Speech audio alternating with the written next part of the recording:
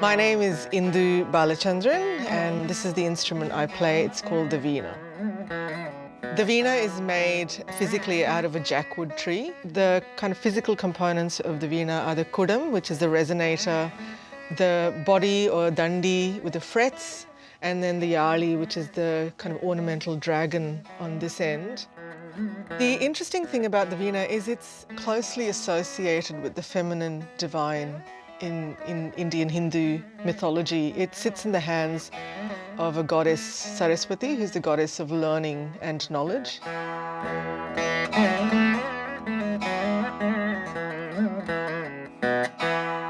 So this Veena is probably about 70, maybe 75 years old. It belonged to my grandmother. This was her primary Veena when she was playing throughout her life.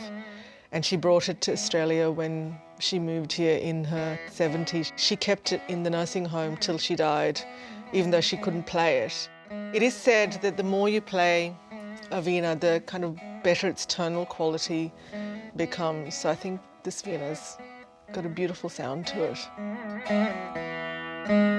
The Veena's physical shape has elements of clear practicality. So in this section, there's actually a little box to store one's clips and the oil you use to moisten your fingers. This part of it, which is a resonator, so it needs to be a particular shape and size for the sound to actually be created.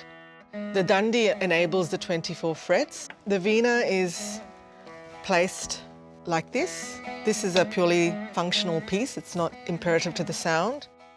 When you play, you can moisten your playing fingers with oil, and you have picks. So you typically make the sound by plucking. You would get a sharper sound with a pick than just with your finger.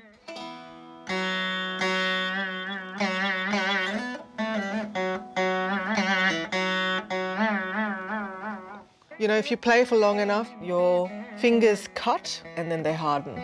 For most of us who've been playing for a long time, there's no feeling in these two fingertips because they are completely calloused. But it gives you a great sound and it's a small price to pay. Within the Carnatic system of music, which is the Veena system, it's an oral tradition, so there's no sheet music per se. All the bass theory and songs are memorized, and then of course it's primarily improvisation from that memory bank. It's not uncommon in South India or parts of India for music to be passed down as a kind of a cultural baton between generations. And I think for us, particularly being overseas, away from the homelands, it's more than just reclamation. I think it becomes belonging. If you can make the Veena belong in Australia, then it's not just of the past, it's also of the future. So I think there's intergenerational transfer of knowledge and culture and memory. It's a touchstone, really, for how you make belonging into different places.